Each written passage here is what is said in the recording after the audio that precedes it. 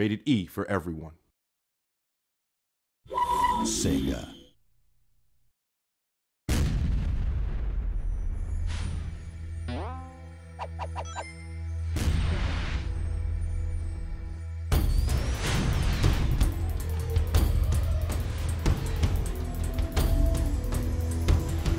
The world of Sonic is much broader and richer than most people realize. I mean, there's a lot of folks that are, of course, fans of the comics and TV shows, and they know that, you know, there's a lot there. So it was a great chance for us actually to look at this huge bunch of stuff and pick really cool things to have the player do.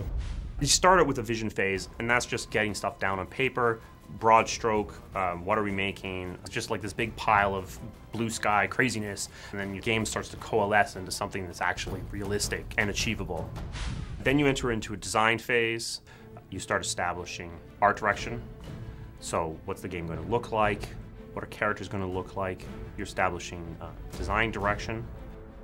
Then you enter the prototyping phase, and that's where you actually dig into some of the gameplay aspects and some of the harder technical questions. Then you enter the production phase. So it's about modeling all the characters, animating them, making all the levels, putting all the combat in. After that is the finaling phase, where you're doing polish and bug fixing. Story-wise, we wanted to get into all the characters. We wanted to introduce them one by one. We wanted you to see Green Hills and Mystic Ruins and Blue Ridge, which I guess has never been seen in a game before. We wanted you to fight robots and animals and robot animals. And then we wanted you to go to strange places that Sonic has never been to before.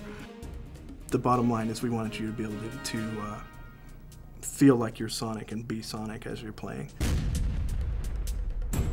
When considering the visual direction of this new Sonic RPG, we wanted to harken back to a traditional Sonic, a nice flat cartoony look. We wanted to make sure we used very saturated, very vibrant colors in order to have a fun, playful look to the game.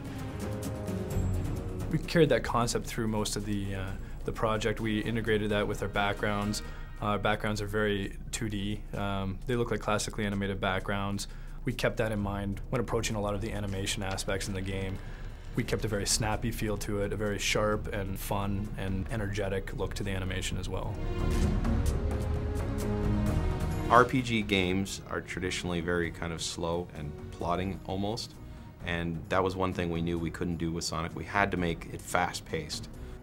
You know, it was very important to us that we pay respect to the types of dynamic movement that he and his friends are known for doing, you know, the flying, the jumping, the running, the loops, and then actually be able to spin them and put them in ways that haven't really been done before, i.e. more advanced and complex combat movements, so they're very choreographed and acrobatic, and using those abilities in ways that players haven't really been able to do it before.